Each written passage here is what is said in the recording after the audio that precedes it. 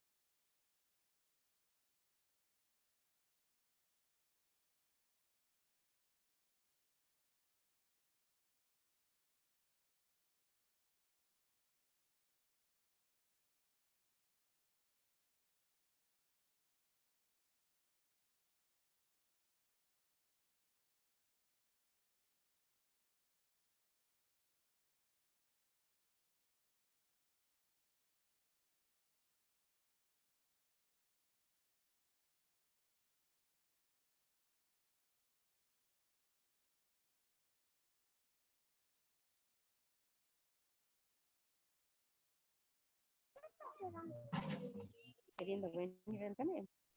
¿Viste que acabo de...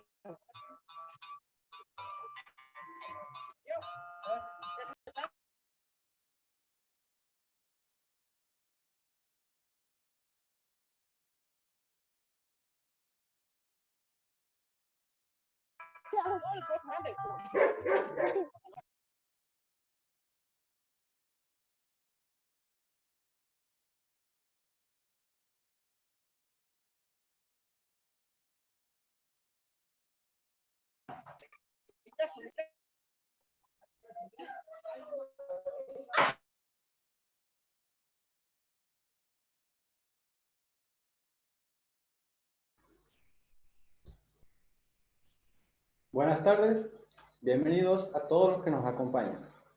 Hoy damos inicio a un nuevo ciclo de conferencias virtuales, brindadas por el Centro Cultural del Bicentenario y el Museo Histórico Provincial Orestes de Lulo, dedicadas a recordar un nuevo aniversario de la Fundación de Santiago del Estero, que celebramos el próximo 25 de julio. Santiago del Estero guarda en sus entrañas la más genuina estirpe folclórica. Su música, danza, arte, mitos, leyendas, costumbres y tradiciones están latentes en la vida misma de su gente. Los invitamos a compartir una de las expresiones más populares de su folclore, la música.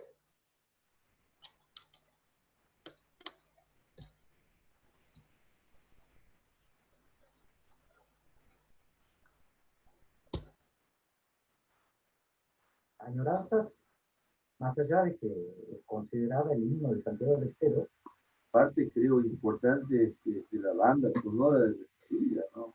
pero es una chacarera que un himno Que tiene que ver con el extrañar Santiago, pero también tiene que ver con un sonido y con el ritmo que nos identifica, ¿no? que me toca de cerca, porque es el que se ha ido, ¿no? Hay como mil formas de decir que el santiagueño tiene que seguir siendo santiagueño, ¿no? La definición.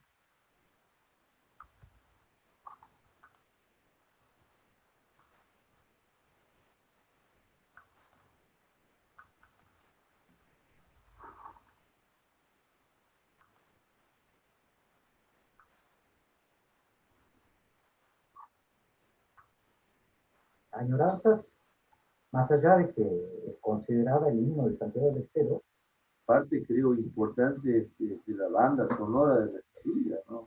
Pero es una chacarera que un himno.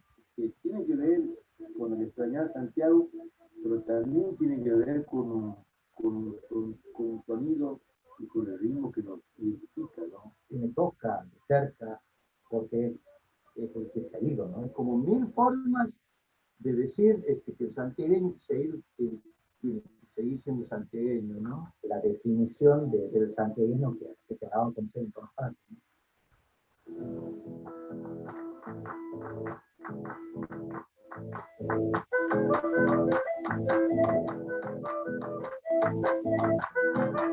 Eso, vamos Changuito. Cuando salí de Santiago todo el camino lloré sin saber por qué, pero yo les aseguro que mi corazón es duro, pero aquel día aflojé.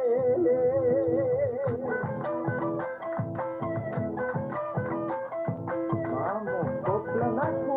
Dejé aquel suelo querido y el rancho donde nací, donde tan feliz viví, alegremente cantando. En cambio vivo llorando, igualito que crecí. ¡Vamos esa! Los años ni la distancia jamás pudieron lograr de mi memoria apartar y hacer que te eche al olvido. Ay, mi Santiago querido, ya no lo quebrachar. Mañana cuando me muera, si alguien se acuerda de mí, ay, no le voy a pedir, si quieren darme la gloria, que toquen a mi memoria la doble que canto aquí. Vamos con los 30 nomás.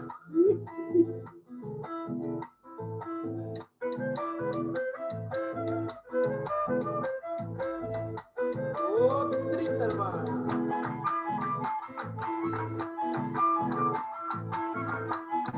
Adentro. En mis horas de tristeza siempre me pongo a pensar cómo pueden olvidar alguno de mis paisanos, rancho, padre, madre, hermano, con tanta facilidad. Ay, cierta facilidad. Santiagueño no de ser el que obre de esa manera, despreciar la chacarera por otra danza importada, eso es ver la mancillada a nuestra raza cantera. Última. La otra noche a mis almohadas mojadas las encontré, mas ignoro si soñé, pues que despierto lloraba. O en la lontananza miraba el rancho aquel que dejé. Tal vez en el campo santo no haya lugar para mí. Paisano le voy a pedir, antes que llegue el momento, íréme en campo abierto, pero allí donde nací.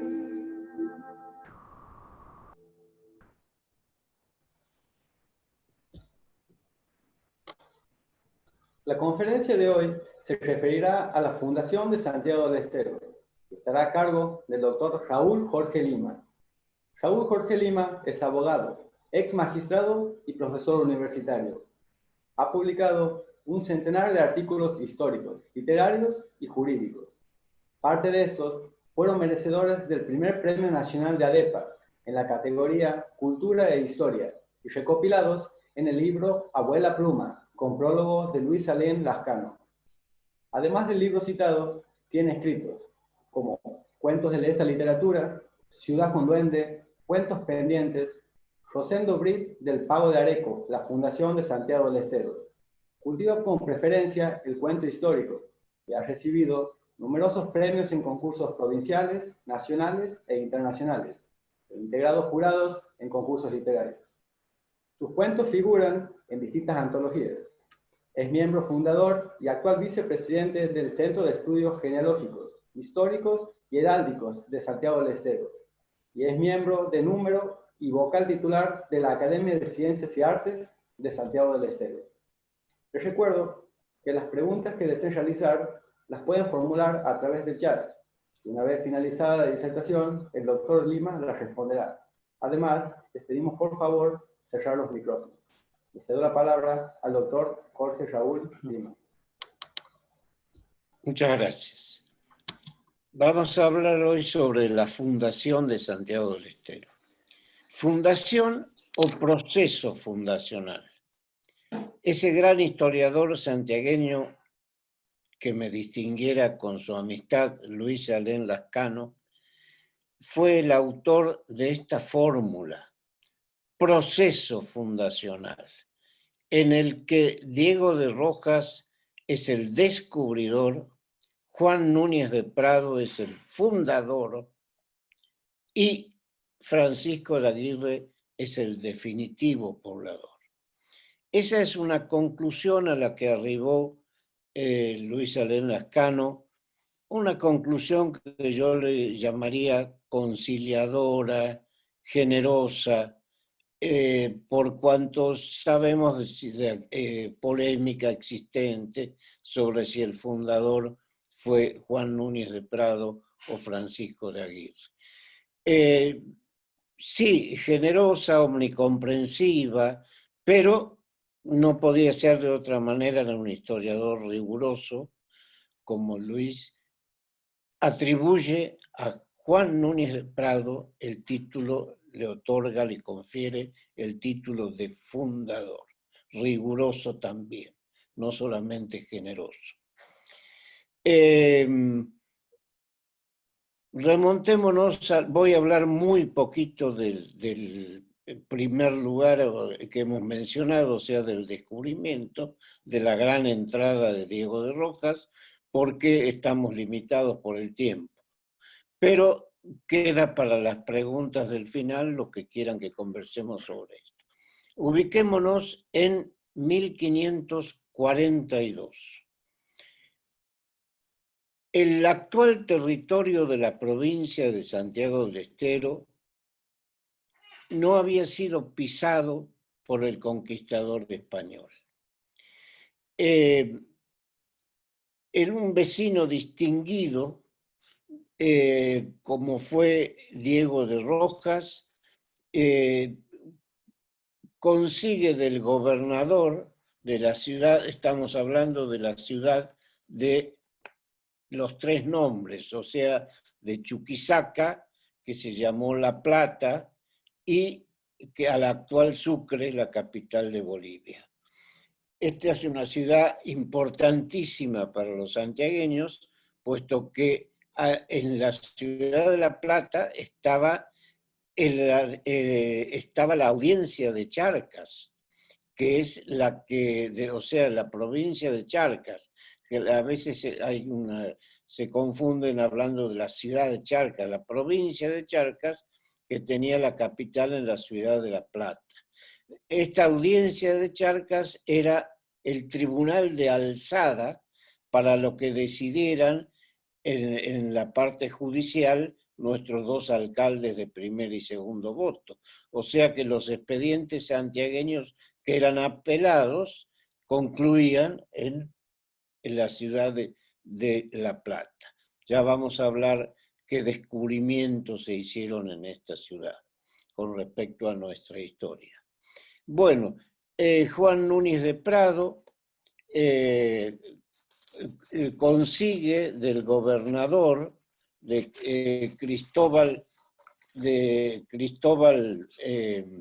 Vaca de Castro, consigue la provisión para hacer esta expedición a la que se llamará la Gran Entrada y que durará 3 años, de 1543 a 1546. Parte de la ciudad del Cusco y llega hasta el río Paraná. 1000 vicisitudes sufren durante estos 3 años. Viene Diego de Rojas al frente de la expedición. Sabemos que muerto por una flecha envenenada en enero de 1544. Y lo sucede, en lugar de como debería haber sido Felipe Gutiérrez, que era el segundo al mando, lo sucede un hijo adoptivo de él, Francisco de Mendoza. Felipe Gutiérrez acepta esto y también se les une el tercero en el mando, era Nicolás de Heredia. Diego de Rojas venía con un contingente de 100 soldados, Felipe Gutiérrez de 75 y Nicolás de Heredia de 25. Ellos son los que, una vez muerto Núñez de Prado, Diego de Rojas, son los que fundan la ciudad ya al mando Francisco de Mendoza, injusto, pero así fue, fundan la ciudad de Medellín, que tuvo incluso su pequeño cabildo, pero que no permaneció en el tiempo porque fue consumida por un incendio. Continúa la expedición y llegan al Paraná, al río Paraná, al fuerte Santi Espíritu, sobre el río Calcarañá, poco antes del final de su cometido. Vuelven y han tenido la mala suerte de llegar en pleno conflicto entre españoles, pizarristas, antes almagristas, de manera que tuvieron mal fin estos esforzados descubridores, que contaron con 2 sacerdotes, los padres Galán y Cedrón, que lo vamos a ver al padre Cedrón nuevamente años después, y 3 mujeres componían la expedición. Catalina de Enciso, que era la mujer de Felipe Gutiérrez, Leonor de Guzmán y María López. Recordemos los nombres de estas 3 mujeres que también integraron la expedición. Una vez de vuelta en Lima y en Charcas, en La Plata, mejor dicho, fueron considerados como les llamaban los de la gran entrada, y gozaron de gran predicamento. Varios de ellos, he alcanzado a contar 14, formaron parte de las huestes de Núñez de Prado. De manera que en 1544 se fundó la ciudad de Medellín, que habría sido la primera en el actual territorio argentino, salvo un pequeño caserío que no vamos a ver ahora. Bueno, siempre estas expediciones, estas provisiones, se daban después de una gran batalla. En el caso de la expedición de Diego de Rojas fue la batalla de Chupas. En este caso fue la batalla de Jaquijaguana.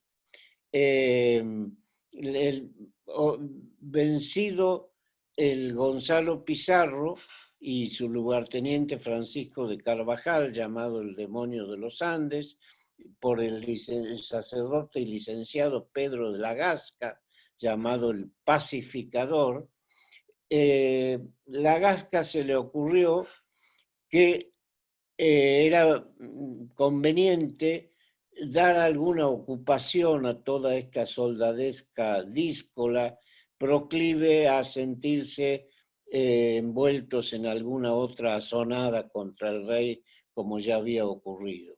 Entonces la Gasca le escribe a 2 amigos que estaban en ese momento en Cusco, Pedro de Hinojosa y Polo de Ondegardo, preguntándoles a dónde convendría fundar un pueblo.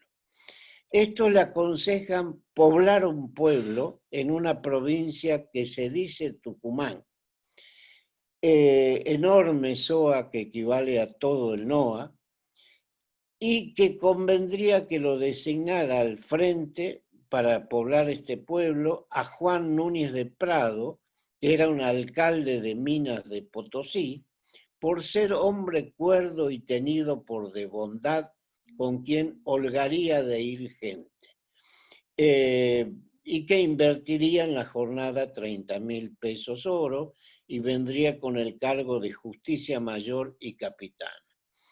La provisión, curiosamente, es del 19 de junio de 1549, o sea, 1 año y 10 días antes de que fundara la ciudad del Barco Núñez de Prado.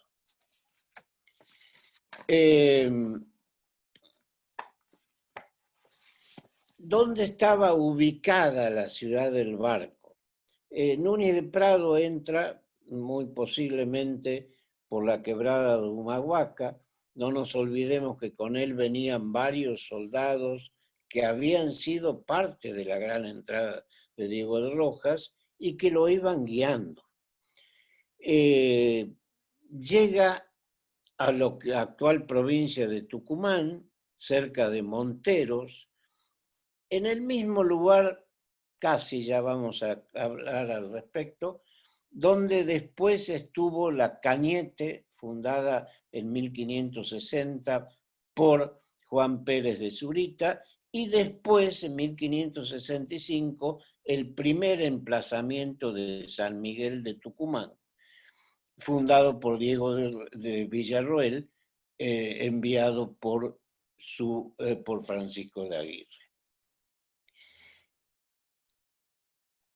Barco, entonces, le llama Barco Núñez de Prado, estuvo primeramente en su primer emplazamiento en la provincia de Tucumán, cerca de Monteros.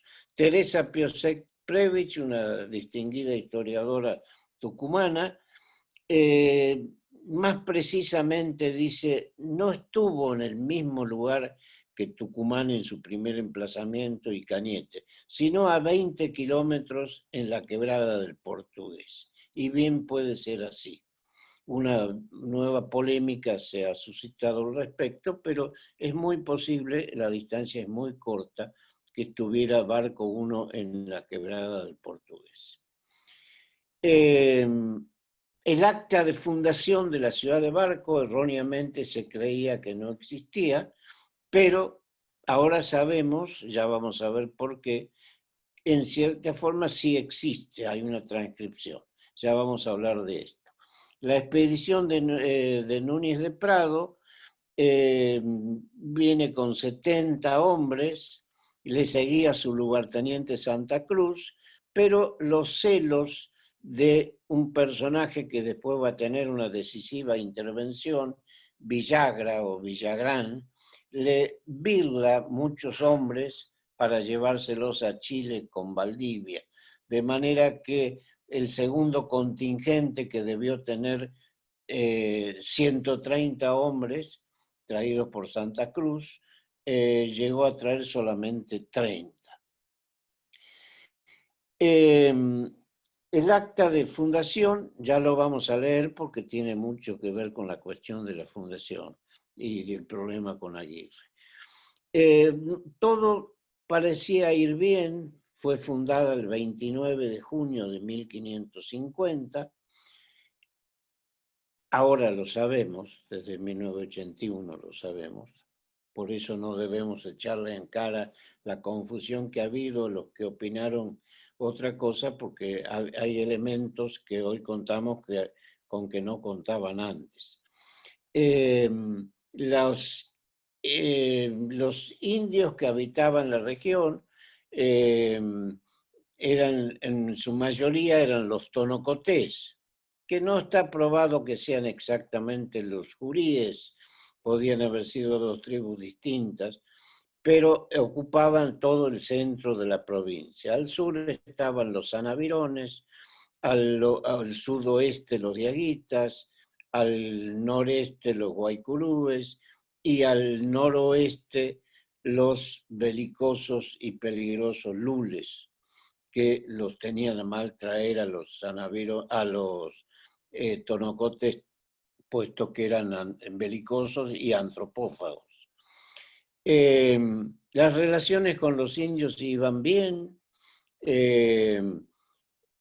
Lamentablemente se hace presente con indudables deseos de perturbar la fundación de Núñez de Prado, otra vez Villagra, en un territorio que no tenía nada que hacer porque él había ido a la actual Bolivia, a Charcas, a traer soldados para llevarlos a Chile, a Valdivia, de manera que no tenían nada que hacer por los lares de la ciudad del Barco en su primer asentamiento.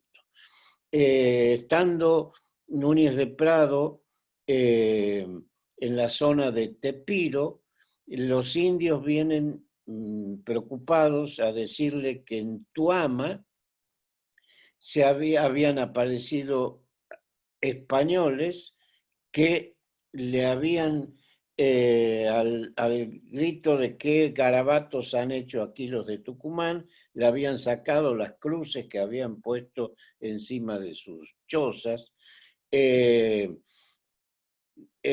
ellos estaban convencidos, como se les había dicho, que si tenían ese distintivo no iban a ser molestados. Pero creyendo que era un contingente mucho menor, Núñez de Prado los ataca y después se da cuenta que era mucho más numeroso el contingente de lo que esperaba y se ve obligado a volver a la sede de Barco, y ahí Villagra se instala en la población y prácticamente lo obliga a declararse fuera de jurisdicción, sujeto a la jurisdicción de Chile, y lo hace deponer su cargo de capitán general y de justicia mayor, y sufre una capiti diminucio, declarándose lugarteniente de Valdivia en Chile y por lo tanto sujeto a la jurisdicción de este. Se va llevándole 13 hombres, le deja 8 enfermos, hacen un desastre con las sementeras, con los sembradíos, le dan de comer a sus caballos y se van dejando desolado a Núñez de Prado, que para escapar al compromiso contraído decide mudarse de jurisdicción. Antes a justicia a Hernán Cortés Carvajal, que quería quedarse a sustentar la tierra y no quería mudarse. Lo que quería Núñez de Prado era escapar a ese compromiso, escapar a la jurisdicción chilena. Ante el Cabildo recupera su nombramiento y consigue que el Cabildo lo autorice al traslado de la ciudad. Efectivamente, a un lugar, dice el Cabildo, donde haya más comida. En realidad es un pretexto. Lo que querían era escapar a la jurisdicción chilena a la que voluntariamente, entre comillas, se habían sujeto. Ahora bien, es cierto que la situación había quedado bastante mal con los indios porque estos ya no confiaban en que no iban a ser molestados.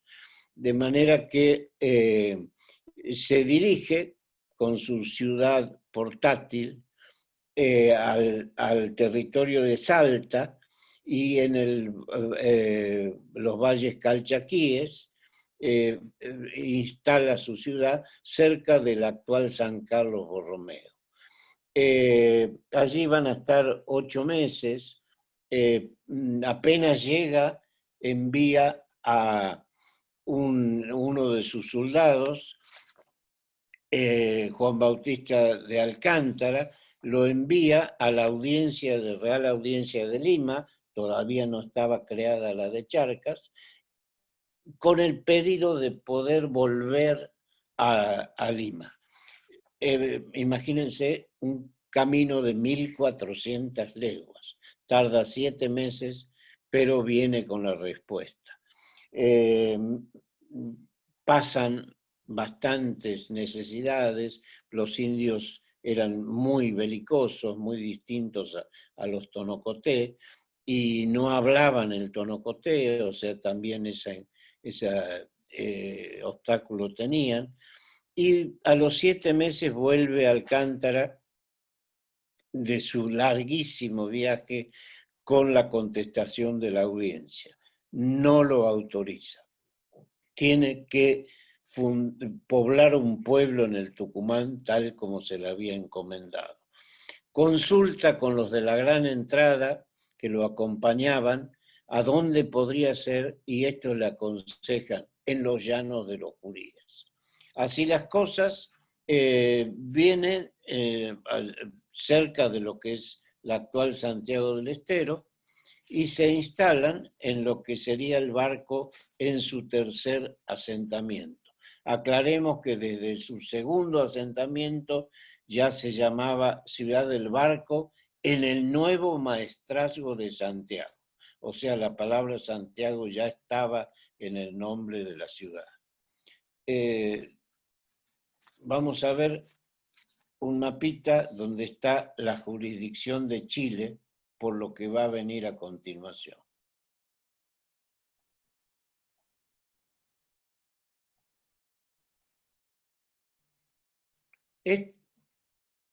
Esta es la gobernación de Chile. No se llamaba Capitanía General todavía, gobernación. La provisión que le otorga el gobierno a Valdivia fue firmada por el mismo, esto tiene su importancia también, Pedro de la Gasca, que un año después le encomienda a Núñez de Prado la fundación el poblar un pueblo en el Tucumán. Veamos que tiene del paralelo 27 hasta el paralelo 41 por 100 leguas de ancho. Vemos que pasa mucho la cordillera de los Andes desde las aguas del Pacífico. O sea, el borde oriental no era recto porque el Pacífico tiene distintas entradas. Ahora, lamentablemente le pone un doble parámetro. Le pone desde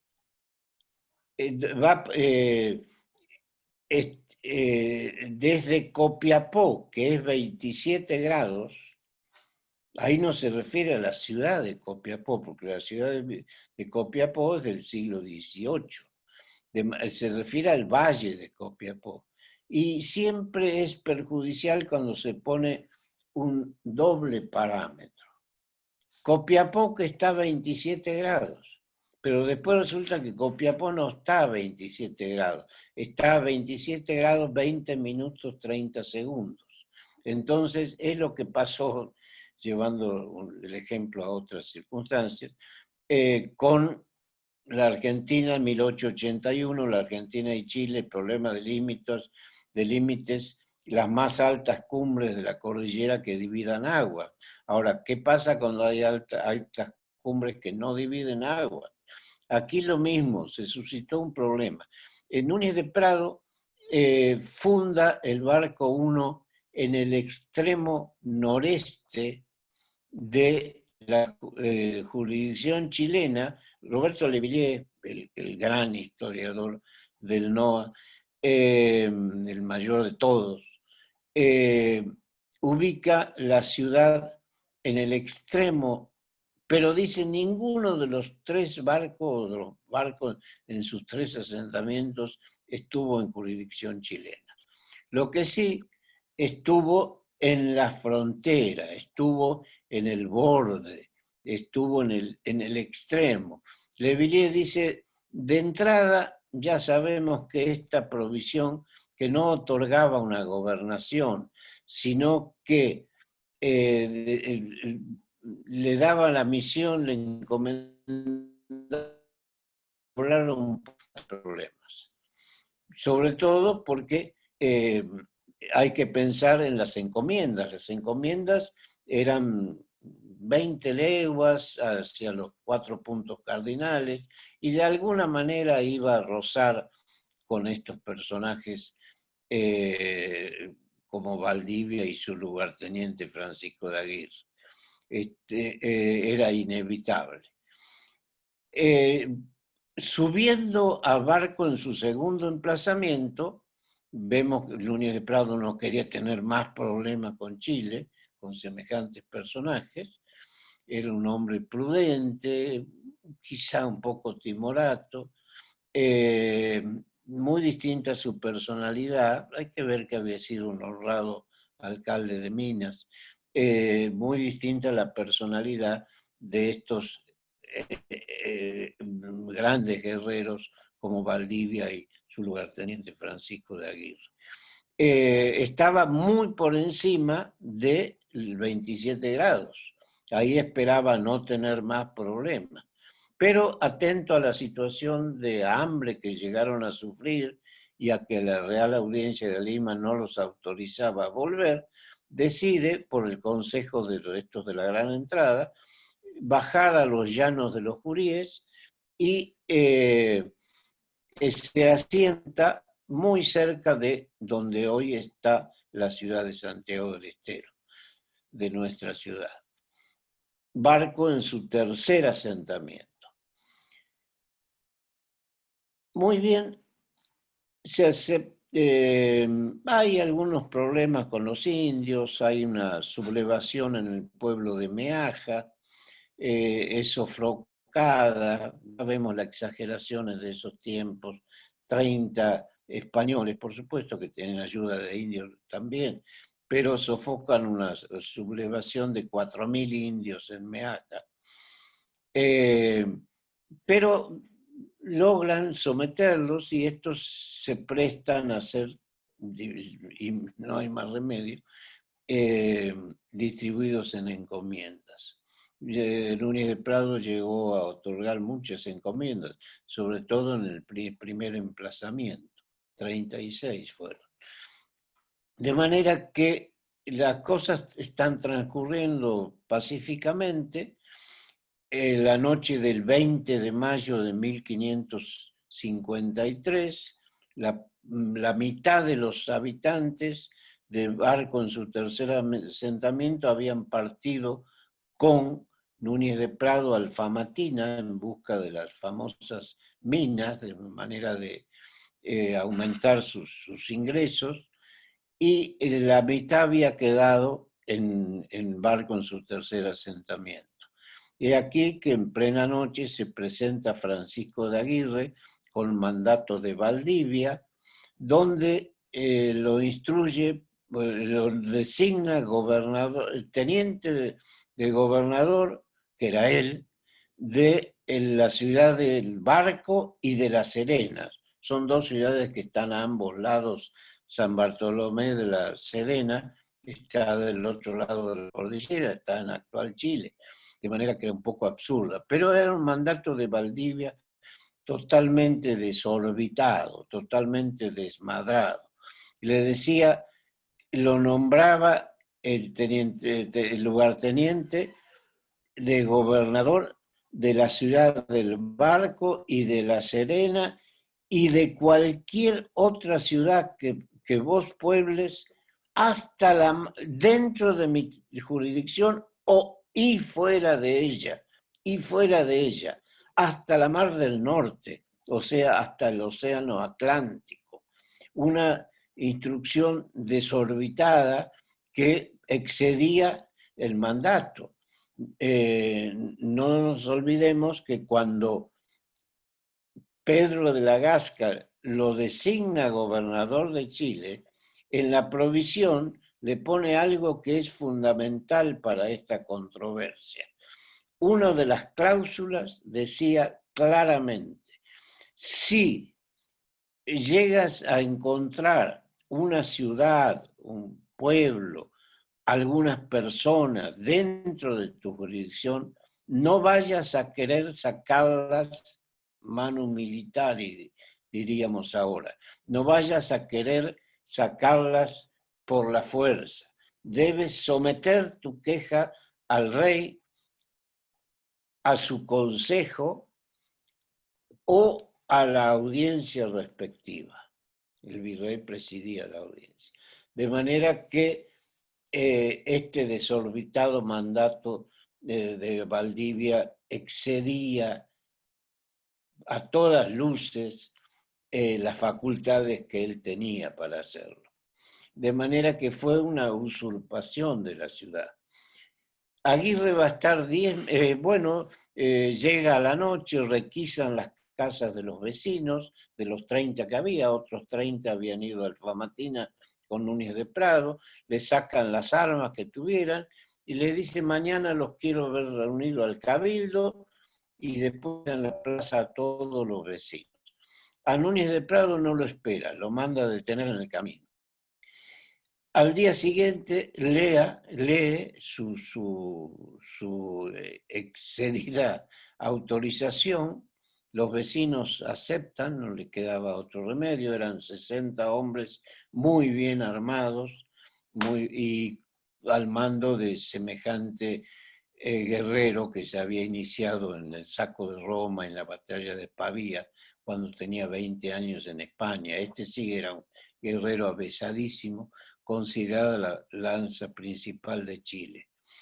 De manera que Aguirre se apodera de la ciudad, diciendo que pertenecía a Chile y a Valdivia, y que él venía a hacerse cargo de ella, envía a 20 vecinos que se querían ir, los autoriza a volver a Lima, y a los dos padres que había, Alfonso Trueno y Gaspar de Carvajal, también, pero después vamos a saber por el padre Carvajal que más que autorizarlo los echó. Y a Núñez de Prado lo remite preso a Chile. Ahora, Núñez de Prado, una vez que está en Chile, liberado al poco tiempo, concurre a la Real Audiencia de Lima, y él todavía no estaba creada, dijimos, la de Charcas, somete el juicio y el 13 de enero de 1555 la Real Audiencia se pronuncia a favor de Juan Núñez de Prado, diciendo que nadie ose obstaculizarlo en su cometido al mando de la ciudad del Barco. Francisco de Aguirre ignora esta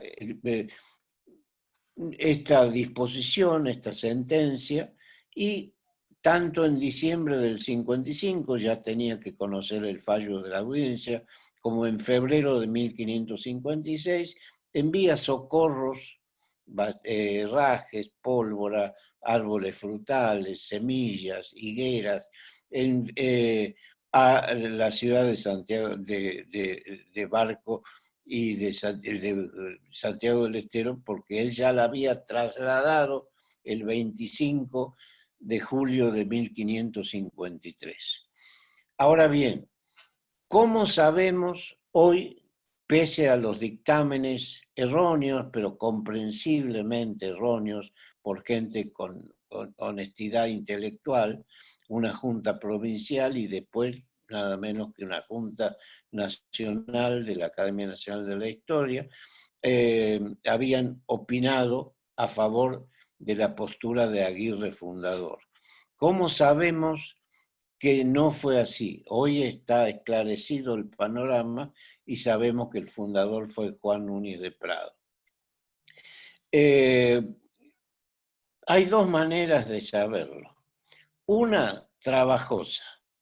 Hay que ver las declaraciones de los vecinos de 1553, de 1555, de 1585, donde todos dicen esta ciudad, refiriéndose al Barco y a la ya llamada por Aguirre Santiago del Estero. En realidad Aguirre no le puso Santiago del Estero solo. Barco se llamaba Ciudad del Barco en el nuevo maestrazgo de Santiago.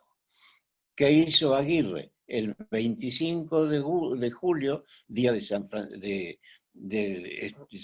Santiago Apóstol, la trasladó, un muy menguado traslado de 14 cuadras, 1400 metros.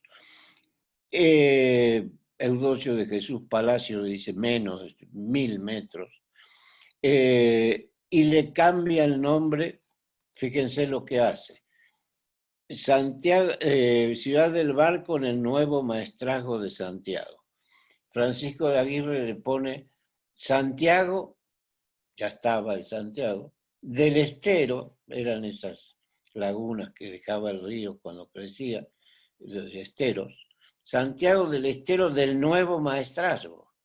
Así figura en el primer acta que tenemos en presencia de Aguirre con el 1554. De manera que hace un enroque con el nombre de Santiago y elimina la palabra de barco. Lo demás es todo igual. Este nombre ha quedado acortado como Santiago del Estero, como distinto a San Miguel de Tucumán, que se sigue llamando San Miguel de Tucumán. Esto nos lleva a hablar sobre el controvertido dictamen y al descubrimiento de Gastón Doucet.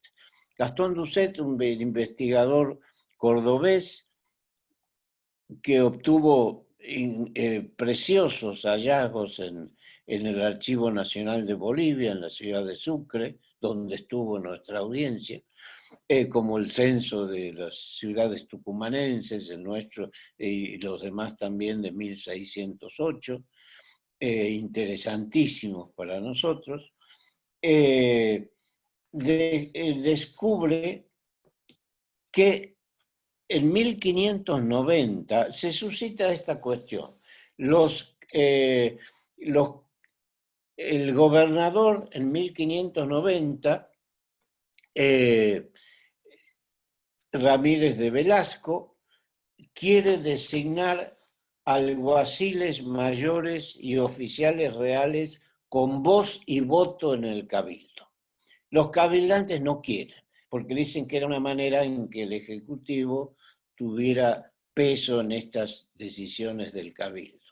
Entonces, Ramírez de Velasco dice, sabemos que las fuentes del derecho son la ley, la costumbre, la jurisprudencia y la doctrina. Ramírez de Velasco dice, bueno, como no está legislado, yo me voy a fundar en mi pretensión en la costumbre. Que el escribano del cabildo vaya a las actas y vea qué ha pasado desde el principio. Y el escribano del cabildo, Jerónimo Vallejo, en 1590, produce una fundición, digamos, de las actas y redacta esta acta que voy a leer en su parte fundamental porque se nos termina el tiempo. Por suerte tenemos, Gastón Doucet la encuentra y la da a conocer, la encuentra en 1981, Gastón Doucet no la publica, pero lo autoriza a Luis Alén Lascano, que en su historia de Santiago de 1991 la dé a conocer. Ya Luis Alén Lascano, con la total anuencia de Doucet, lo había dado a conocer en su discurso de incorporación a la Academia Nacional de la Historia 3 años antes.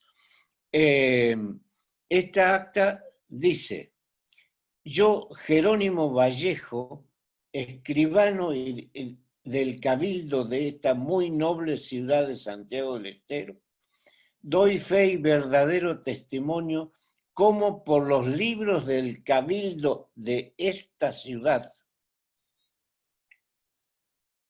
consta que el 29 de junio de 1550 el capitán Juan Núñez de Prado, en nombre de su majestad, fundó y pobló esta ciudad. Estamos hablando de 1590. ¿No? Esta ciudad, y le puso por nombre Ciudad del Barco. Levantó el árbol de la Real Justicia, fue nombrando alcaldes y regidores, y ahí surgen los nombres de los oficiales reales y los alguaciles mayores que se habían ido incorporando. Eso no nos interesa. Con voz y voto en el cabildo. O sea, la costumbre le daba la razón al gobernador. Y en 25 días del mes de julio de 1550, Francisco de Aguirre, teniente general de esta gobernación por Pedro de Valdivia, mudó esta ciudad y le puso por nombre Santiago.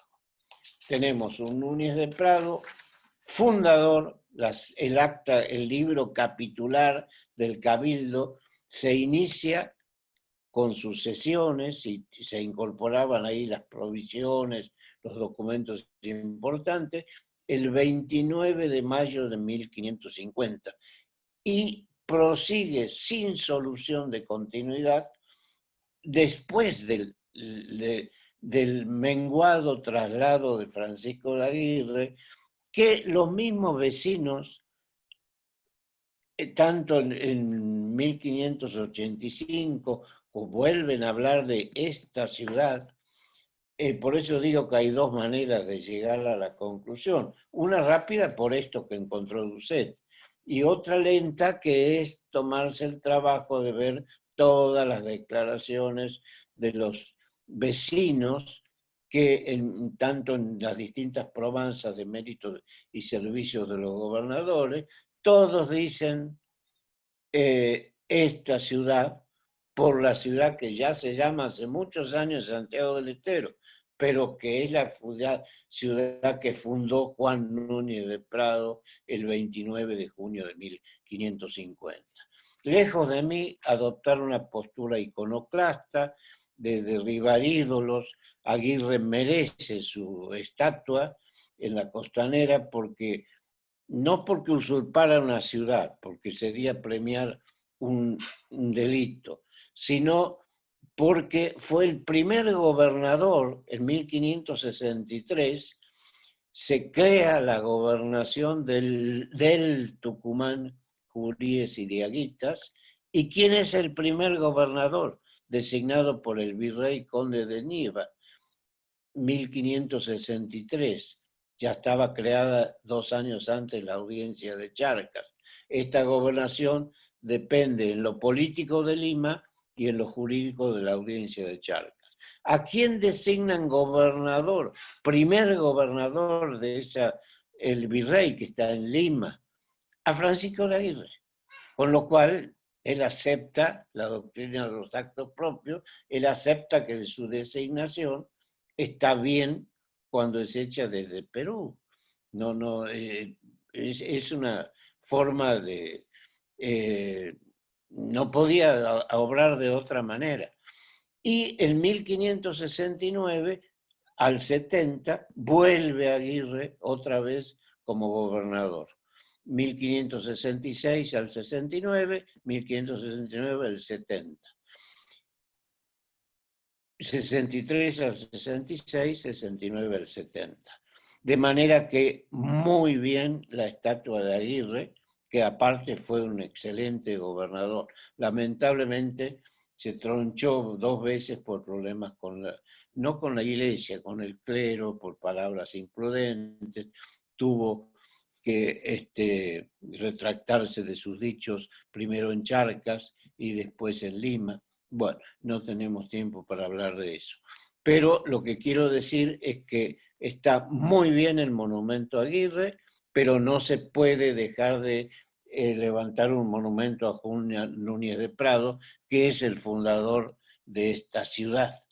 Y el lugar ideal sería en la Costanera Nueva, cerca de donde estuvo la calle Balcarce Prolongación, ¿no? En el sur de la parte sur del barrio La Católica, donde estuvo emplazada ese tercer asentamiento de la ciudad de Barco, trasladado nada más que 14 cuadras. Mudanza que ni siquiera nombra. Afortunadamente tenemos un director. Muere Gastón Doucet, muere Luis Alén Lascano, sensible pérdida para la historia de nuestro país. Y no teníamos este documento que he leído, pero afortunadamente tenemos un director del archivo provincial que siempre me hace acordar a estos perros de presa, los bulldog inglés, que una vez que hacen presa no sueltan. Bueno, Juan Manuel Viaña consiguió lo que parecía imposible, porque ya habían ido historiadores al Archivo Nacional de Bolivia y no habían encontrado. consiguió que le manden el acta autenticada que acabo de leer, por la cual no queda duda alguna, si no nos queremos tomar el trabajo de ir por la otra vía lenta, quién fue el fundador y quién fue quien la mudó o la trasladó 14 cuadras. Quedo a la espera de preguntas, me gustaría mucho seguir hablando del tema, lamentablemente el tiempo es tirano, y quedo a la espera de las preguntas. Bien, muchas gracias, doctor. Antes de comenzar con las preguntas, queremos agradecer todos los saludos que hemos recibido de distintos lugares del país, como la ciudad de Buenos Aires, el Mar del Plata, la provincia de Catamarca, la ciudad de Córdoba, de Salta, desde aquí de Santiago Capital y de Valle Quemado, y desde la banda Tucumán. La primera pregunta de Andrés Aguilera dice: las expediciones están relacionadas con la búsqueda de la ciudad del oro que le habían informado los aborígenes. Estos grandes mentirosos que fueron los 14 soldados del capitán César habían hablado de una ciudad donde todo era de oro. Esta ciudad llamada Linlin, Trapalanda, La Sal, la ciudad de los Césares, nunca fue encontrada, no existió, pero motivó muchas expediciones en su búsqueda. Justamente cuando la expedición de Diego de Rojas tenía un origen en principio en el valle de Arauco, en el puerto de Arauco, en Chile, desde donde incluso había fletado un barco ahí con su yerno. Diego de Rojas había gastado 6.000 pesos en bastimentos, con esclavos negros, y pretendían entrar desde Arauco, pretendían cruzar la cordillera y entrar a San Luis y a Córdoba en búsqueda de la famosa ciudad de los Césares. En el camino conocemos el conocido episodio, encontraron unas gallinas de Castilla que los hizo cambiar el derrotero e introducirse en la actual Córdoba y llegar hasta el Paraná. De manera que sí, efectivamente, muchas expediciones fueron motivadas por esta leyenda, que evidentemente esta no era zona de oro. La zona de plata estaba en Potosí, en el Alto Perú, la zona de oro estaba más arriba, de manera que esta no era zona en que pudiera haber esa famosa y mítica ciudad. Bien, otra pregunta. Dentro del virreinato, ¿por qué Santiago del Estero fue más importante que Tucumán?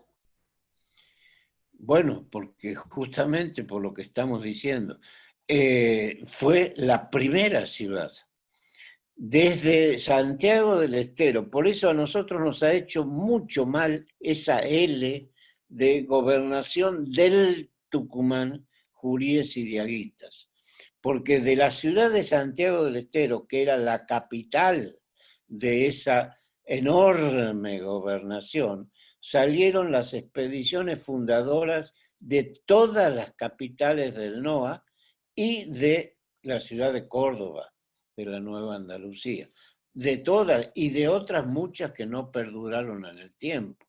Y hoy día me indigna cuando veo en Facebook, por ejemplo, partió de Tucumán. No partió de Tucumán, partió del Tucumán, cuya capital era Santiago del Estero. De manera que es la madre de ciudades, reconocida por ley nacional ahora. Por eso tuvo esa, y ahora con los 200 años de la autonomía, yo digo, sí, es importante, porque cuando se crea el Virreinato del Río de la Plata en 1776, 120 años después de lo que estamos hablando, se crean estas intendencias, 8 intendencias, de las cuales Santiago va a ser va a depender, digamos, si la sufragánea va a ser tenencia de Salta. Eso no le molesta tanto. Ahora, en 1814, cuando se la hace depender de Tucumán, ahí ya se nos salió la cadena, digamos. No se soportó esa circunstancia. Y duró 6 años. En 1820 ya éramos autónomos. Bien. Una pregunta desde Facebook, José María Bladenov. ¿Pretendió Aguirre ser el fundador? Bueno, Aguirre en 1553 dirige una carta al rey. Ahí le pide ser gobernador de esta ciudad. Mi pregunta es, ¿eso no era desleal con su mandante, con Valdivia? Porque él vino como lugarteniente de Valdivia, pero pretendía pasar a ser gobernador. Después, en 1558, le manda una carta al rey donde también dice que pobló la ciudad en un lugar ignoto. Ni era ignoto ni la pobló. Tenía 3 años esa ciudad. Lo que pasa es que el rey no tenía la menor idea. El otro día, hablando de Belgrano, hemos visto cuando lo matriculan en la Universidad de Salamanca, le ponen proveniente de Buenos Aires en el Reino del Perú. O sea, si eso pasa a fines del siglo XVIII, imaginémonos la noción que podría tener el rey de que de estas regiones, en cierta forma periféricas, porque el centro estaba en México, en Lima, en Perú, de manera que se especulaba evidentemente con eso, con esa confusión que había sembrado, con ese pequeño traslado del que después nadie se acuerda. Se acuerda, sí, porque dicen, esta ciudad estaba un poco más al sur, y sí, pero nadie habla del traslado. ¿Cómo se va a hablar de fundación por ese pequeño traslado? Eso es lo que intentó Aguirre al principio.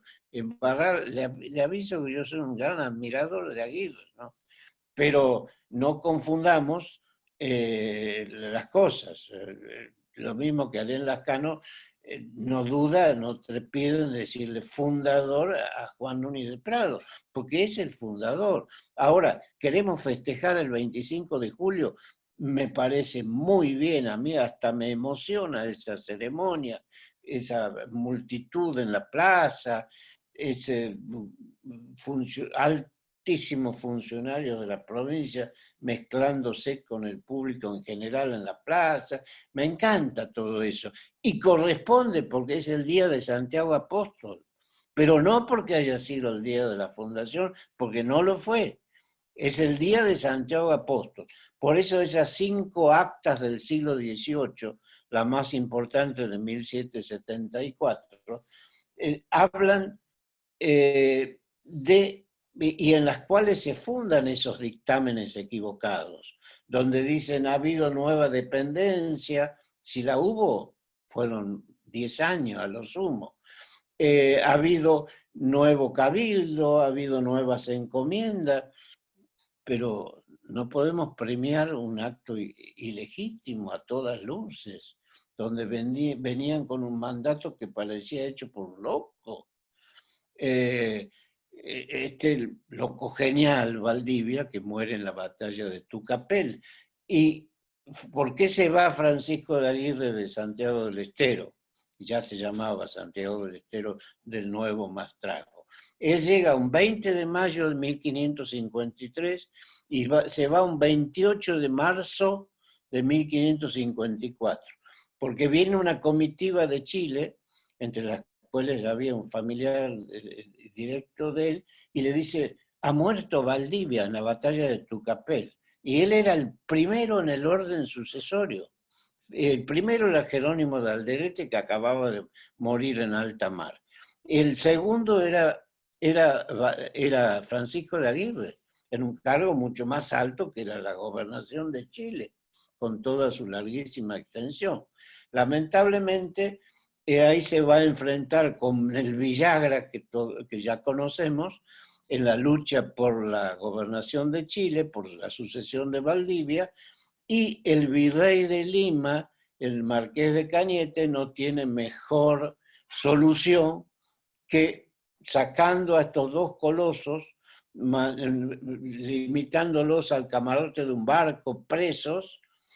Esa es la primera prisión de Aguirre, las otras dos van a ser por sus palabras imprudentes contra el clero. Todavía se jacta, manda a un hijo de él, García Hurtado de Mendoza, como gobernador. No va a ser Aguirre, no va a ser Villagra, va a ser mi hijo García Hurtado de Mendoza. Nepotismo, claro. Un joven imberbe que se portó de una manera ruin con estos dos enormes guerreros que fueron Francisco de Aguirre y Villagra. Bueno, ya ni me acuerdo de qué estábamos hablando.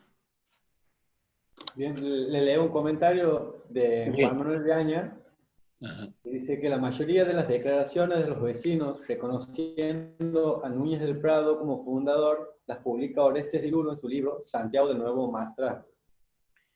Bueno, sí. Primero, De Lulo incluso descubre un nuevo elemento en Sevilla. Claro, tenemos enrolados en la postura, llamémosle pradista, aunque no debe llamársela así. Encontramos yo por eso quiero rendir homenaje a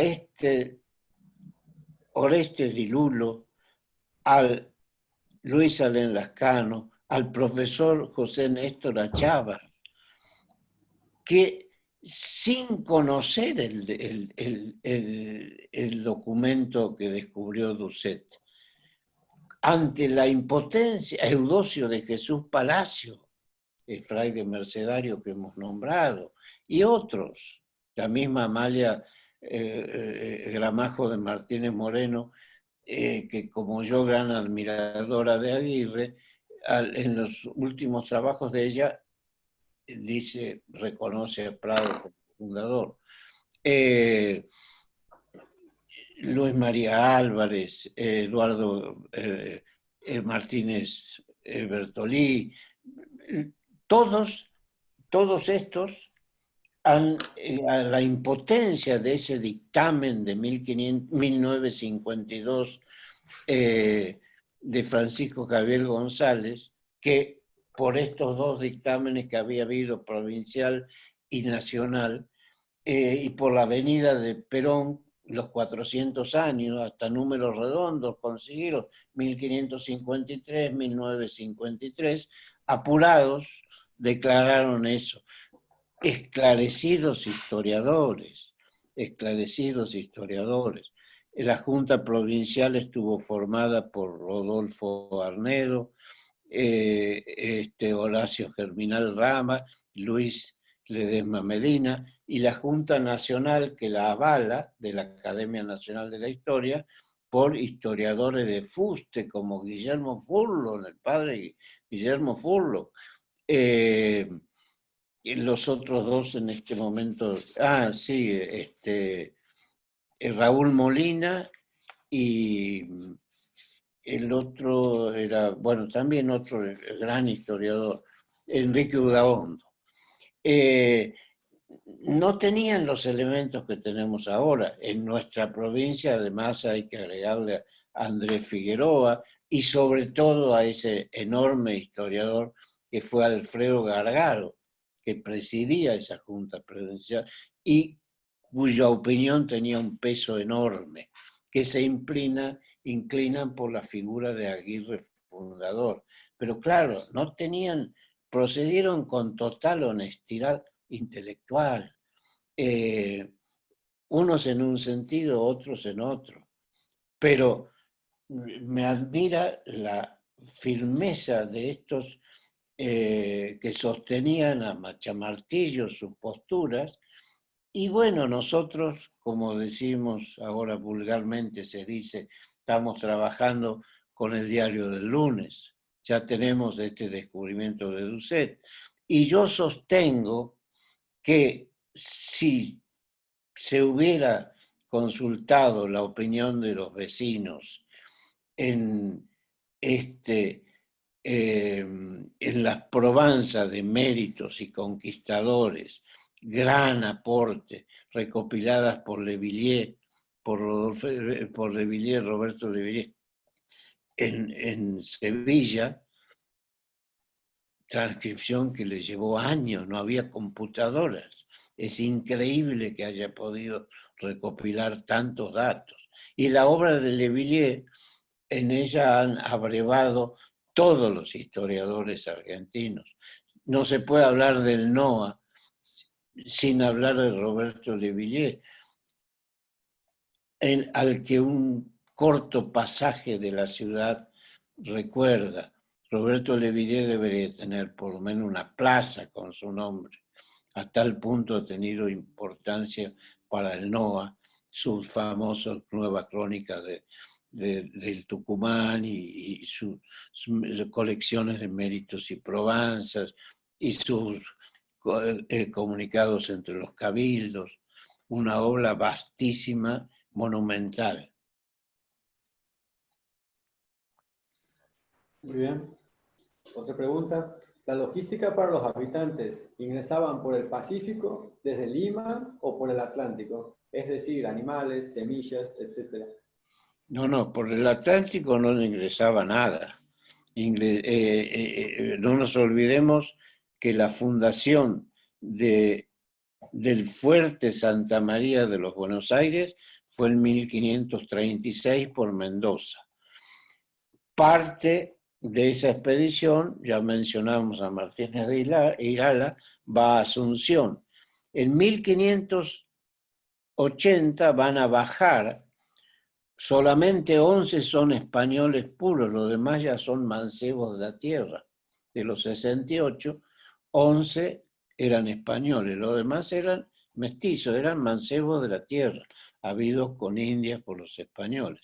Y ellos fundan la ciudad de la Santísima Trinidad, la actual Buenos Aires, 1580. O sea, por el Pacífico, por el Atlántico no venía nada. Lo que venía era la corriente conquistadora del Perú, de Lima, Núñez de Prado, y de Chile, Francisco de Aguirre. Muy bien. Por Facebook pregunta Susana Ponce Faila. Dilulo y Alem hablan de Santiago como centro y capital de la región de Tucumán. ¿Qué significa Tucumán? Bueno, el Tucumán le atribuyen a un cacique indio que se habría llamado de esa manera. Era una vastísima región, todo el actual NOA era el Tucumán. Ahora, desgraciadamente para Santiago del Estero, tenemos en contra eso de que la gobernación, cuya capital era Santiago del Estero, que abarcaba todo el Tucumán. No nos olvidemos que de acá salió la expedición fundadora de San Miguel de Tucumán, de Salta, de Jujuy, de Córdoba, de La Rioja, de manera que la capital estaba en Santiago, pero vuelvo, reitero,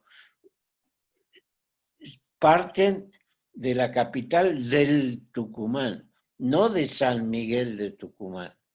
No quiero enemistarme con los amigos tucumanos, pero muchos méritos que son de Santiago del Estero se le atribuyen a Tucumán por esa famosa L de Tucumán o del Tucumán, que tiene otro sentido.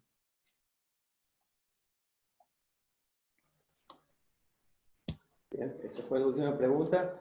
Le agradecemos especialmente al doctor Lima por su conferencia y a todos los participantes que desde distintos lugares de la provincia y del país nos siguen a través de estas charlas virtuales. Asimismo, los invitamos a continuar con este ciclo el próximo jueves 23 de julio a las 18:30 horas con la conferencia Historia de Ciosfales, Santiago del Estero, a cargo del doctor Alberto Rodolfo Tasso. Gracias y buenas tardes. Gracias, buenas tardes. Hola, una pregunta. ¿Se me escucha? ¿Sí? Si pueden pasar el link para verlo de nuevo, porque yo llegué tarde. En Facebook. En En Facebook Facebook va a queda... estar el link. Sí, sí, sí. Esto se ha transmitido en vivo por Facebook y va a quedar en el muro del Centro Cultural del Bicentenario para verlo en cualquier momento. Como la charla anterior. Todas las charlas virtuales están en el muro del Centro Cultural. Dale, muchas gracias. No, Hasta por nada. luego. Hasta luego. Quedó sin... Felicitaciones, Raúl. Muchas gracias. Voy a Bulldog. salir ladrando ahora. Lo felicito, doctor, desde Córdoba, Andrés Aguilera. Ah, muchas gracias. Muy amable. Saludos para todos y muchas gracias por la atención.